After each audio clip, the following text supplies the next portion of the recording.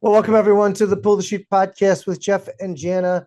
Today, you only get Jeff. Jana is, for those of you that may or may not know, her and her husband play in a Toto, the group Toto tribute band called Child's Anthem, and she is on the road right now performing. So you get me, and hopefully you'll still enjoy it as much. I missed the heck out of her, so Jana, know that you're missed, and hopefully you get back soon.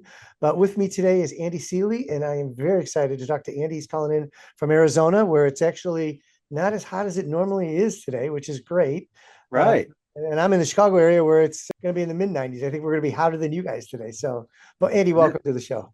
and that doesn't happen very often, does it? Right. It's like, yeah, we've had 115. We had a couple of 118s just this month. Just yesterday, we had a massive monsoon, which we typically get a couple of those a month, but last couple of years, we've only had a couple of those a year. Oh, wow. But it really takes the edge off. It's Yeah. actually a nice day. It's 90 degrees and sunny, and when you're riding your bikes, it feels nice and cool. And Nice. but I'm just looking at my thing, weather. It'll be 107, 110 early next week. So Right back we up are there. almost breaking the back of summer in Yeah. Arizona, which is good. Golly, it's just crazy. I mean, the heat this year has just been kind of incredible. I don't know. I don't know. We talk about global warming sometimes. I wonder, but then the winters are rough. So it's like, is it really global warming? I don't know. Right. I think it's It's just, global. They call it global change, don't they? Or yeah, climate change now. So yeah. because that kind of covers whatever happens. I love it. I love it. Well, Andy, what we like to do is have our guests tell our listeners a little bit about themselves. So if you wouldn't mind, give us a brief background about who you are and kind of where you got to where you're at today, and then we'll kind of jump in. Sure. So, as you might be able to tell, I'm a funny talker, so they say. I originally was born in New Zealand, grew up in New Zealand, left New Zealand for the United Kingdom around about my 18th, 19th birthday. I can't remember what it was, so feels so long ago, but it was between 18 and 19. Went over to England for 5 years, lived in Oxford, England for 5 years. I like to just leave it kind of like that, and people start thinking, oh, I must have gone to Oxford University. I didn't. I had friends that went to Oxford University, but I played rugby and cricket and did all the stuff and had a lot of fun. Those are the fun years that I got out of the system. Then went back to New Zealand and did my college in my early 20s. So I kind of had fun. Then I did college, That's which I not bad. think was good because I think college would have been a nightmare if I'd done it earlier. And with a focus actually on team building, it was a sports science degree with a focus on team building, and team management. And after that, I got a little bit antsy and I was focusing on rugby. And I actually came over to the United States to coach rugby in Chicago, funnily enough. And I worked with a club called the Northwest Woodsmen and the West Side Condors and worked with them for a couple of years. Then I had to get serious. I was like, okay, either time's up and I need to go to the United Kingdom again, which is what my ticket said, or I need to get serious about being here. During that time coaching, while I could, I met a girl and we're still together to this day, 26 years ago. So that was 1999, believe it or not, Jeff. So I worked with CarMax, the auto superstore, opening stores all over the country. I was one of the opening team guys. During that period, they were trying to Circuit City, if you remember Circuit I City, love a owned second city. Yeah. owned CarMax and founded it. And they were going on a big expansion during that period. And I was lucky enough to travel around a lot of the Midwest and East Coast, opening up stores. So a lot of it's, probably five or six of the stores, if in the Midwest and so forth, I was involved with opening them. And then we got, my wife was always a gymnastics coach and she decided she wanted her time. And so we bought a gym in California, in Lake Tahoe, California, a gymnastics gym Wow. in California, moved out there, and I started working with a TV channel, and I was their sales director for a number of years, helping them grow their business, and obviously assisting my wife in growing her small business. And that was my first real taste of what it's like to be a small business owner in the United States, and it was great and terrible all at the same time, if I'm honest. The Great Recession hit, and just as the Great Recession hit, I decided to leave the TV station and I don't know what my timing was. leave the TV station and start a publishing company in 2009. Publishing, Oh, as you can imagine, like printing yeah. magazines and stuff wasn't the most sexy thing to do, but it was a tourism business. So those magazines were in hotel rooms, and then we started doing video, and we did the video channel, and that's where the I was very heavy historically in the sales side of things. And then I got very into the marketing side of things through the TV and the publishing firm. In 2015, we sold the publishing company. At that point, it was 50-50. It was like production company doing videos about really great things to do in certain areas. And we'd expanded into San Diego. We were in Lake Tahoe. We were in, I think it was Salt Lake City, Nashville. So we'd kind of expanded. So we sold that. And I started with my cousin, who was a little bit involved with the publishing firm. We started Creatively Disruptive, and he's the technical guy, and I'm the mouthpiece, I guess. And we started there, and I was on the sales and client services side of things, and he was on the deliverables and the service and production side of things. And 10 years later, we have 120 clients. A lot of them are local small businesses, brick and mortars. Most of those are kids activity center family-based businesses. And we do have another brand. We have two other brands. One is Ashworth Strategy, which is a e-commerce business. And we have about 12 quite decent size e-com brands that we manage and help with their business, which is quite, those of you that know anything about e-commerce know that that's quite a handful of a business to be in. And the other brand is High Level Thinkers, which is more focused on local service businesses. So like landscaping, home remodeling, and so forth. If I'm honest, where my heart is at and what I love is that small business owner, regardless of whether it's e-commerce or local small business or anything like that. That's kind of where my heart lies. Yeah, and I have to agree with you on that from my side too, because I mean, I do business coaching for small to medium-sized businesses, and just give me that small to medium-sized business owner, and they're at a place where they're struggling a little bit. They don't know how to do things. They don't know how to delegate. A lot of them, they have a wonderful idea, they have a wonderful strategy, but are not paying attention to their finances, and so you got to kind of guide them on that all the time, right? Because they're like, "No, I'm making money, aren't I?" And like, Well, my theory on most small businesses, I'd say 90%, maybe 99% of small businesses are actually technicians, meaning they're a baker that really loves baking, so they start a bakery. And right? where their real skill set is creating and baking amazing cakes and confectionery treats and all that kind of stuff. Or it's a gymnastics coach that loves coaching and decided to start a gymnastics gym. Or it's an electrician that is really a great electrician, but he decides to start an electrician company. So, or a plumbing company for a plumber or whatever. So most small businesses are technicians that kind of happen to start a business. And oftentimes they start a business and it becomes a job. It's more of a Right. job that they own rather than a business. And then there's a very small group, and I probably fit into this because I don't feel that I don't really love any singular business. I love the business of business a little bit more. So, I kind of look at those as entrepreneurs. So a true entrepreneur to me is somebody, and everybody likes to think, oh, I'm an entrepreneur because I'm self-starter and I do this and I do that. Well, to me, I think, in my opinion, and everybody can argue with me on it, and that's fine. But to me, an entrepreneur is somebody who likes the business of starting businesses, and they like the business of building businesses and structuring businesses. Then they start it up, and then it starts running, and they need to get a manager and to manage it because they get a bit bored and Yeah. they want to go and start the next thing. And I feel that to a degree I am that because what I'd much rather be doing is traveling and visiting family and having fun with friends than anything else, right? Yeah. Yeah, no, And in the meantime, I like helping businesses. So that's great. I love it. I love it. It's funny because Pull the Chute is very much that. We always say grow your people, grow your company. And we're a firm believer in the people of the business, right? And that's how you're going to right. grow your business. I don't know about you, and I'm curious what your answer would be on this, but what do you see as small businesses' biggest issues when you go in there to help them usually? I mean, it kind of starts with the 17 hats issue, right? They're doing everything. And there's a little bit of that founders syndrome that oftentimes happens, especially if they did found the company, where they kind of feel that they're the only one that can do it right. And they find it very hard to let go of stuff. So one of the things that I see as a big problem is them being able to change their mindset as to how to grow their business and what is the best, because a lot of times small business owners, especially if they're the founders and they started it from nothing, they've got to where they are from just sheer effort and work ethic and just going and not stopping. I mean, a major attribute to successful small business owners is never giving up. And probably a major attribute to any business owner is never giving up. If you give up, then you lose. Sometimes, as long as you can pick yourself up, you get knocked down, you pick yourself up, you get knocked down, you just never give up.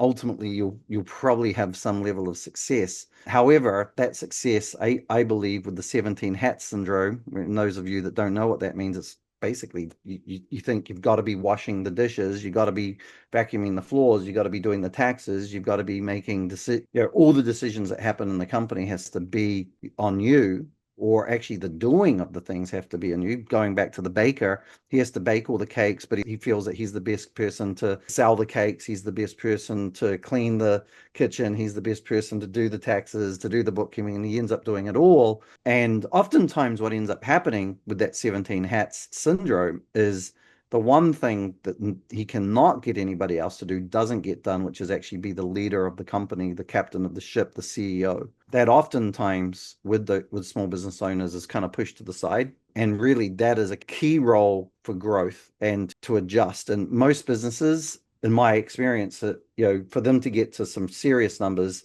there's multiple points where they have to shift, they have to change, they have to adjust, they have to evolve, they have to change, and they, and if no one's leading that, it doesn't happen, and they tend to stagnate.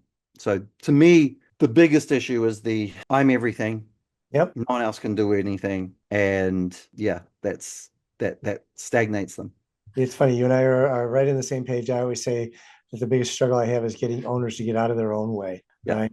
Again, 17 hats, they have to do everything. They're afraid to delegate. It's interesting. So I had a client that did titles. He was a title company, and he did 98% of all the closings. Wow. Right? Which is insane. Like, you've got to start delegating and let your people do the job. Right. And the great part was he finally did that. And he took the week off around Christmas, and they did, I think, the better part of 10 or 12 closings without him. And they went fine. Right. But Right. what that said to him was, I've trained you well enough that you guys know what to do. Yeah. Right. And that's one of the other issues, right? Is that the owners don't find time, or don't make time, not find time, to properly train people. Right. Because they say, well, I don't have time. And my response is, no, you need to make time. Right. It's going to free you up in the long run, right? Well, one of the roles of the leader, of the CEO, and even middle management leaders or senior management leaders, doesn't need to be the top manager of an organization, but all of those managers need to have a little streak in them where they want to develop others, where they want to lift others up, where they want to help train and find and procure good talent and bring people in. That is the best organizations in my, and this is, even the large multi-billion-dollar organizations, they procure great talent, and they find them, they train them, they raise them up. I know I'm pretty good at some things. I actually think the best thing that I'm at is actually spotting talent. And I could argue that I'm really good at lots of other things, but I can't, if we've got 3 customers coming in all at the same time and they want to have a sales conversation to us all at the same time, 2 of them are going to have to be disappointed, and I'm going to have to talk to one. Whereas if I have a couple of salespeople and I let go a little bit, I can actually talk to all 3 of them, right? And I can actually feel that my mission and my message is being spoken to them because I've trained my staff. Right. This is what we're about. This is who we are. And, one of the things that I always say is, if you can find people that can do the things that you think you're amazing at 80% of what you can do them at, it's worth doing, right? It's okay. If you're a sales guy and you have a close rate of 40% because you're so amazing, because you know your business, and oftentimes when you're selling your own product in your own business, you tend to have a higher close rate because the people that are talking to you take you a lot more seriously, Sure. right? So even if you're not a great salesperson, oftentimes the owner of the company tends to get a little bit of a better close rate just because of that fact. But if instead of getting 40%, if your team's getting 25% and you got three of them and they're getting 25% close rate and you can keep them really busy, you're going to grow exponentially faster and do exponentially better than what you would have if you're the only one that everybody's going through. You don't want to be a bottleneck. I think that's what you're kind of hinting at, Exactly. Jeff, is so many small business owners become a bottleneck in their company. Yep. And your job is to free up bottlenecks, to Correct. spot bottlenecks and open them up so you can Correct. have a bit of more trade flow coming through it. Yeah. Yeah. The other thing that we do, I don't know if you ever do this, but literally, let's say it's a company of 25 people, I'll go individually and ask each one of them, what is it that the company does? Because I'm curious, right? Because again, 25 employees means you literally have 25 salespeople Yep. working for you because when they go to a party and someone says, hey, Andy, what are you doing these days? You're now a salesperson, right? You're telling Right. them what you do. You're like, hey, work for this great company, great is disruptive. We kind of work with the small to medium-sized businesses, blah, blah. It's interesting and eye-opening to the owners when we come back to them and say, three people probably could say what you do. The other ones kind of got it, but didn't really. And they're like, how could they not? And I go, well, that's the point. It's all Right. about the communication. So apparently there's a breakdown in communication somewhere, and we Yeah. need to fix that because you have 25 salespeople out there and they're not able to articulate what it is that your company does. And that's part of the development part Yeah, that's probably missing, right? yeah, And to be honest, it's the why. We're very, very being a marketing company, why is a huge part of what we think about, and our why ourselves is very important to us too. So if your staff know what the why of the company is, why are we in business? Why are we doing what we're doing? You know, Many small business owners don't know it themselves, actually, right? Why are you in business? I actually spoke to a friend of mine who actually owns a marketing agency, and I said, why are you in business? And his first answer was to make money. And I was like, that's not a good enough answer, yeah, right. right? None of your staff are going to be enthusiastic about, well, he wants to make money, right? No, it's got to be about a greater thing. One of our questions that we have when we onboard clients is the greater than. What are you doing that's greater than yourself for the world with your company? And we put that question out there. And the clients that have a clear understanding of what they're trying to do, typically it's easier to sell their product, to push their company, because people can get, it's part of branding, right? It's like the Simon Sinek, which many of us have watched video about, the why, starts with why, when he talks about Apple, right? He talks Absolutely. about Apple and he talks about Dell, how Dell sells very similar products, but they start with what they sell, how they sell it, and then the why is sometimes probably not even mentioned. Whereas Apple starts with why they do what they do. Then they talk about how they do it. Then they talk about what they sell, right? But it starts with amazing products that, beautiful. We believe in beauty and creativity and, and building things that, Yeah. are useful and blah, blah, blah, blah, blah. I'm sure it's a better thing than what he said than what I No, just but, said. but but you're You got to spot have on. a serious understanding. Like our why is, and our why actually starts with kind of a bit of an emotional thing. And I think those are always the best whys. But both myself and my business partner Russell, we had really major challenges in our early days as small business owners. We got into difficulties. We were hit hard by a lot of stuff. Like, our business, we've never had a failed business, thank God, but we have had businesses that almost failed. I have had a restructuring bankruptcy that I had to file because instead of letting one of my businesses fail, I took on so much debt to kind of keep them afloat. But I was like, okay, let's do a chapter 13 to restructure this and get this out of the way, or I'm never going to dig myself out of this for this little Right. business that even if I sell it, I can't clear the debt that I pulled on, because I made a bad decision of trying to keep too many staff on because they were my family.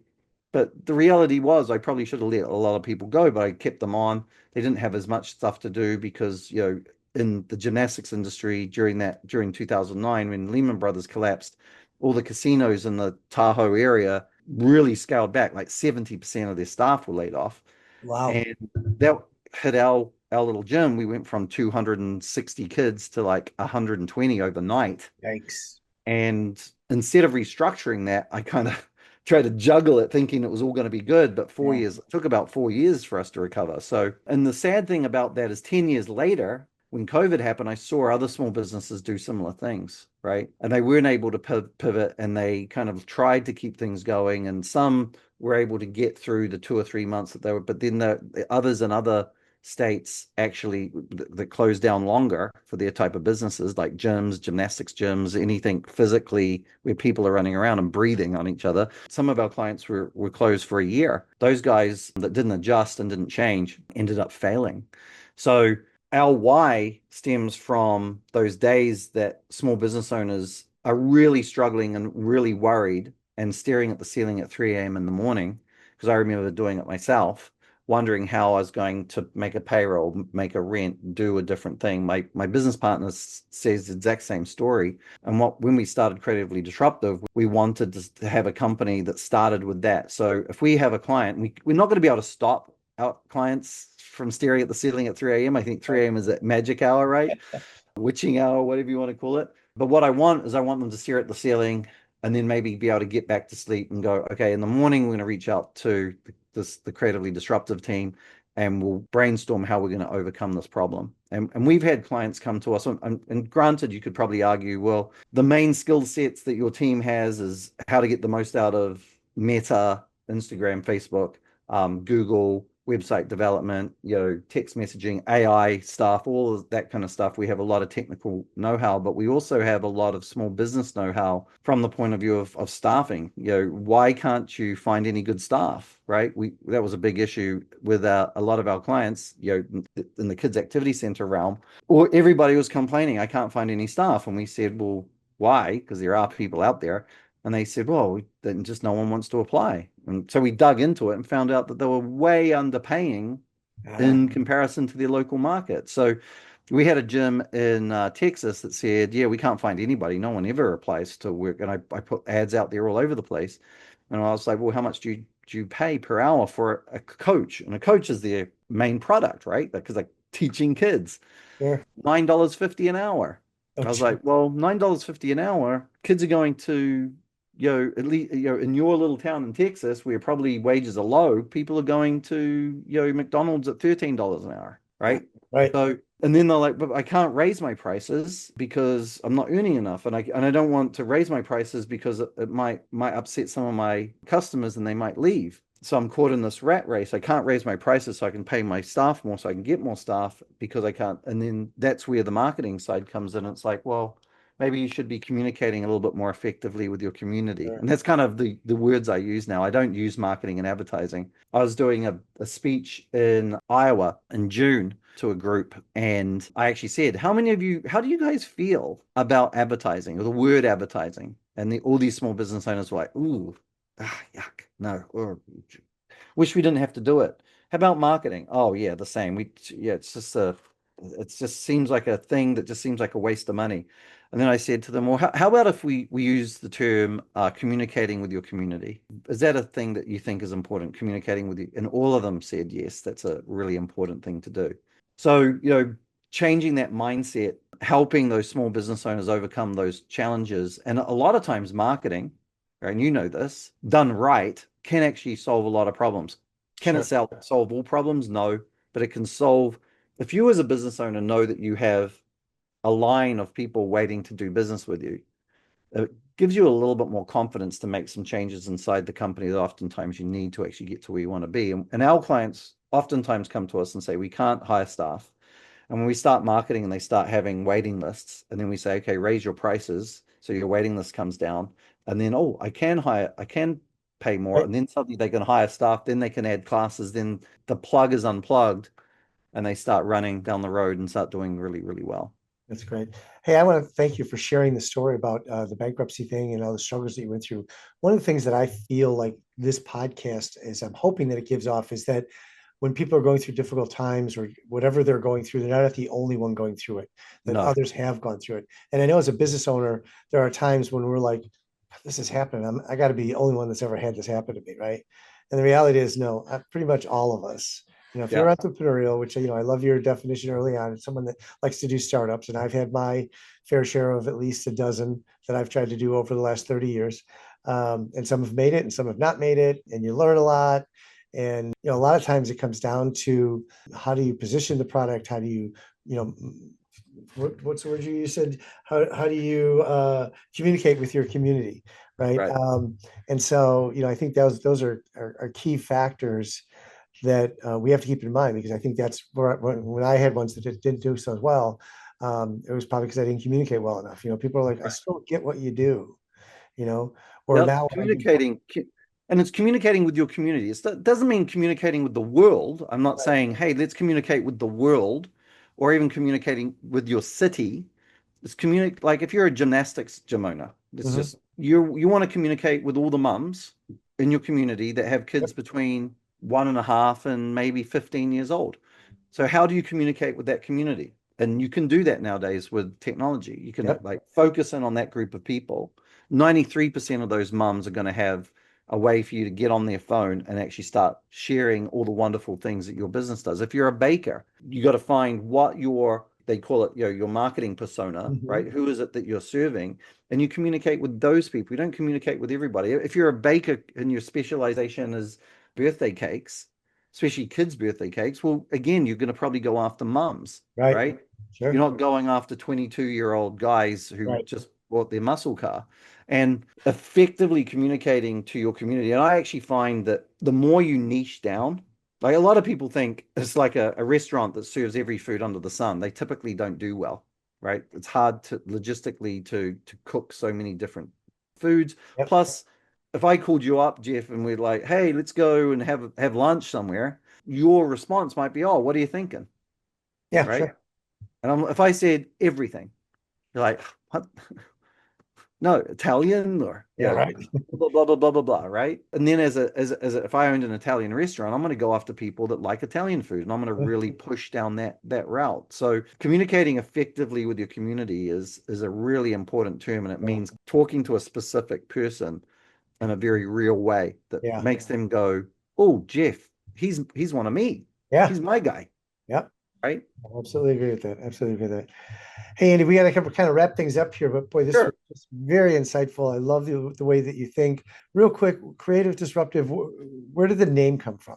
Yeah, I Specific. think like my business partner would probably argue that he is the creative one, and he would also probably argue that I'm the disruptive one. Okay. So, but it actually started with creative disruption, Okay. and then when we were looking, because disruption is a marketing term. You Sure. disrupt the audience, so they go, "Whoa, what is that?"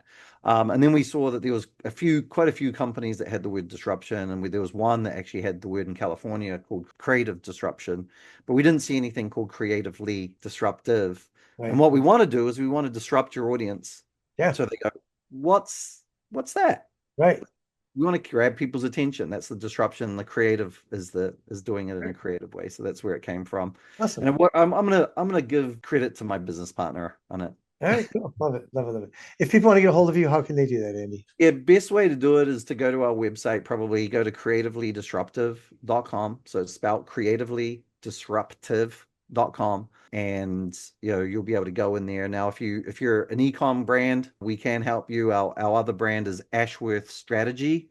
So not strategies, it's Ashworth Strategy. That is a purely ecom brand where our ecom team, you'll get straight into there. Oh, Or you can reach out through those websites and just say, hey, is Andy there? I'd love to have a chat with him. I saw him on Jeff's podcast and like to chat. Feel cool. free to reach out through there. Awesome. Love it. Thanks again, Andy, for being on the show. Really appreciate it. And to all our listeners out there, thank you guys for your support. Janet and I absolutely love when we hear the feedback from you guys, and we get it regularly. So please keep that coming. It encourages us to do our best for you guys and to find the right guests as Andy is today. So thank you for doing that. Remember, if you ever need any help, if you're looking for a coach, if you're looking for leadership development, reach out to us, Janet at janetlandry.com or Jeff at pullthechute.net. We're always here to talk to you. We're always ready to talk to you. Until the next time, folks, stay safe and be healthy. Thank you.